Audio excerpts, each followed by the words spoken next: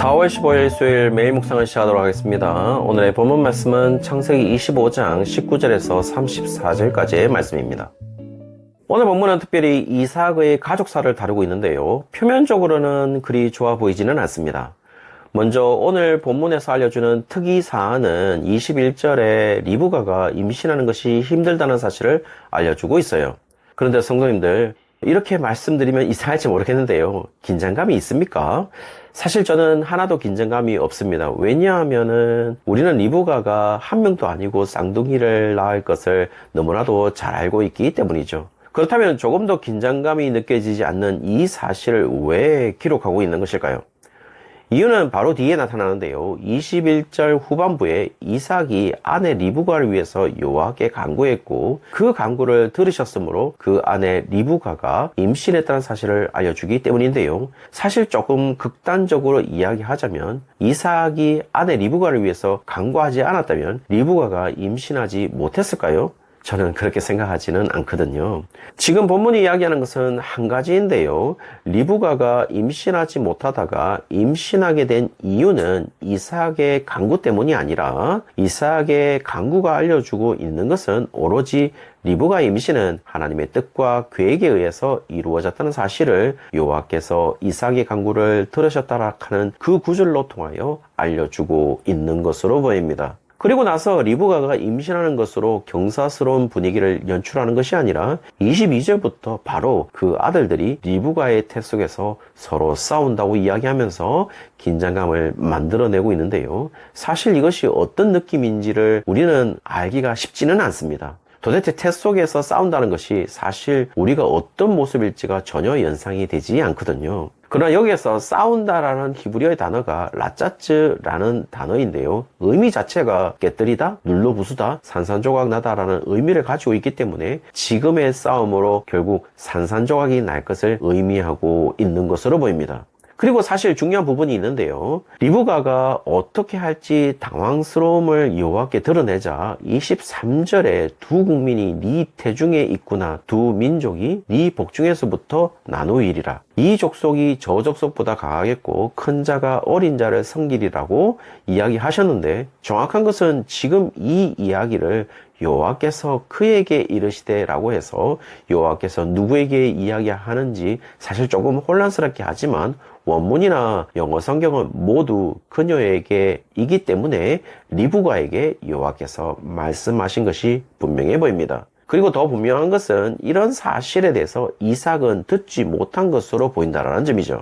드디어 말도 많고 탈도 많은 쌍둥이가 태어나는데 25절에 먼저 나온 자는 붉고 전신이 토록 같아서 이름을 에서라고 했다고 이야기하고 26절에는 후에 나온 아우는 손에서 에서의 발꿈치를 잡았으므로 그 이름을 야곱이라고 하였다고 기록하고 있어요. 그리고 27절에는 에서는 장성에서 익숙한 사냥꾼이었으므로 들 사람이 되지만 야곱은 조용한 사람이었으므로 장막에 거했다고 이야기하고 있습니다. 여기에서 또 우리는 개정개혁에서는 야곱이 조용한 사람이었다고 이야기하고 옛 개혁 성경에서는 종용한 사람이라고 이야기를 해서 조용한, 종용한 이라는 탐이라는 히브리의 단어에 굉장히 강조를 했던 것으로 기억하고 있는데 의미는 온화한, 명백한, 순결한, 올바른, 무음한 이라고 해서 에서의 특징보다는 훨씬 더 하나님의 백성의 특징을 야곱이 보여주고 있다고 이야기해 왔는데 그런 이야기는 야곱의 뒤의 삶을 보면 온화하거나 명백하거나 올바르거나 무음한 사람이 아니라는 사실이 금방 밝혀지기 때문에 더 이상 그런 이야기를 하지 않으셨으면 좋겠습니다. 지금 더 중요한 사실은 27절 제일 마지막에 야곱이 장막에 거주했다는 사실을 이야기하는 것인데요. 장막에 거주했으니까 단순히 집돌이라고 이야기하는 것일까요? 제 동생이 저를 보고 홍키파라고 놀렸거든요. 너무 집에 있으니까 그렇게 저를 홍키파라고 했는데요. 정말 야곱이 홍키파 같았을까요? 그렇게 보이지는 않습니다. 지금 엄마인 리브가로부터 언약의 말씀을 듣는 자가 누구인지를 말해주고 있는 것으로 보이지는 않습니까? 야곱이 후에 드러나는 삶의 모습이지만 야곱이 조용한 사람이라고 해서 에서보다 인품이 훌륭하거나 순결하거나 올바르거나 무음한 히브리어 탐에 적격한 사람으로 보이시나요? 그렇지는 않습니다. 그러나 분명히 에서와의 차이는 에서는 엄마인 리브가로부터 언약의 말씀을 들을 시간이 주어지지 않는 아들이고 야곱은 엄마인 리브가로부터 언약의 말씀을 들을 시간이 주어진 아들이라는 사실을 정확하게 본문은 이야기해 주고 있는 것으로 보여요. 그리고 이어지는 하나의 이야기를 하는데요. 엄마 리브가와의 언약적 관계성에서 야곱과 에서 가운데 리브가는 분명 야곱에게 초점을 맞추어져 있다는 사실을 이야기해 주고 있는데요.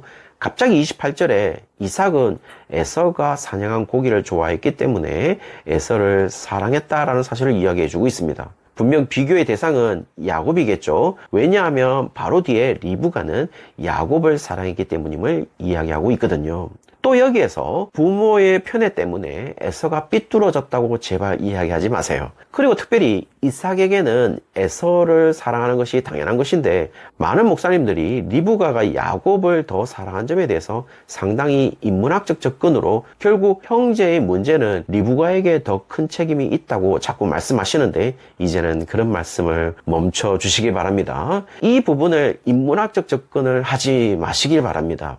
지금 우리는 오원영 박사가 이끌고 있는 금쪽 같은 내 새끼를 보고 있는 게 아니에요. 또 문제를 삼고 있는 것은 이어지는 다음 사건인데요. 29절부터 야곱이 죽을 썩고 에서가 들에서 사냥하고 돌아와 배가 고팠는지 30절에 붉은 그 죽을 자신에게 좀 줄 것을 이야기했고 오늘 성경은 그 죽이 붉었고 그래서 그 죽을 요구했기 때문에 붉은이라는 의미의 에돔이라는 별명이 에서에게 붙었다라는 사실을 이야기해 주고 있어요. 그리고 31절에 죽을 주는 대신에 야곱이 에서인 형에게 장자의 명분을 팔라고 이야기하고 32절에는 장자의 명분이 에서의 입장에서는 실존적인 유익이 없으므로 33절에 장자의 명분을 야곱에게 팔게 되는 것이죠. 34절에는요, 이런 사실에 대해서 에서가 장자의 명분을 가볍게 여겼다고 이야기하고 있는데요.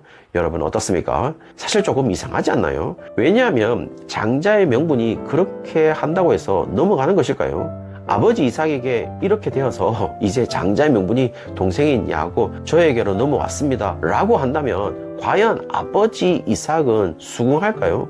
저는 전혀 아버지 이삭에게 먹히지 않을 것이라고 생각합니다. 그러니 나중 사건이지만 아버지 이삭을 속여서 복을 받을 일도 발생하지 않았겠죠. 지금 여기에서 이야기해 주는 것은 아주 명백해 보입니다. 지금 에서는 34절에 장자의 명분을 가볍게 여겼다고 나와 있지만 가볍게 여기다라는 히브리어 단어인 바자라는 그 단어가 단순한 이 정도의 뉘앙스를 전달하지는 않습니다. 업심여기다, 멸시하다, 경멸하다 라는 의미를 가지고 있기 때문에 실제적으로 에서가 장자의 명분을 어떻게 생각했는지 알 수가 있고 장자라는 것은 아브라함에게서 시작된 계보에서는 지금 아브라함과 이삭과의 관계를 이야기하는 것인데 지금 에서는 그 관계를 경멸하면서 무시했음을 이야기하고 그것이 자신에게 32절 마지막에 이야기한 것처럼 실존적인 유익을 주지 못한 것으로 이야기해주고 있어요. 반면에 야곱은 리브가의 장막에 구하면서 철저하게 언약적 계보가 누구에게로 흘러가고 있는지 인식했다는 것을 의미했고 아브라함과 이삭과의 관계에서 장자는 바로 자신이라는 확신 속에서 장자의 명분을 가지려고 했던 것으로 보입니다. 그리고 성공했던 것이죠. 다시 한번 말씀드리지만 이렇게 한다고 해서 실존적인 장자의 명분이 에서에서 야곱으로 가는 것은 아니고 증인도 없기에 33절에 서로 맹세는 하고 있지만 실효적일까? 라고 물으신다면 다소 의문점을 남기는 것도 사실입니다. 그러나 지금 이 사건을 통하여 하나님이 역사하시는 아브라함의 언약적 계보가 누구에게로 흘러가게 될 것인지는 분명히 이야기해주고 있는 것으로 보여요. 그것은 바로 야곱임을 이야기해주고 있고 오늘은 지금 매일 묵상을 듣고 있는 여러분임을 이야기해주고 있는 것이죠. 사랑하는 성도님들, 아무쪼록 오늘 하루가 우리가 바로 하나님의 언약적 백성으로 장자의 명분을 가진 자임을 잊지 말고 그 장자로서 언약적 복을 누리면서 언약적 장자로서 명예 지켜가며 살아가는 하나님의 자녀 되시기를 주의 이름으로 축원합니다.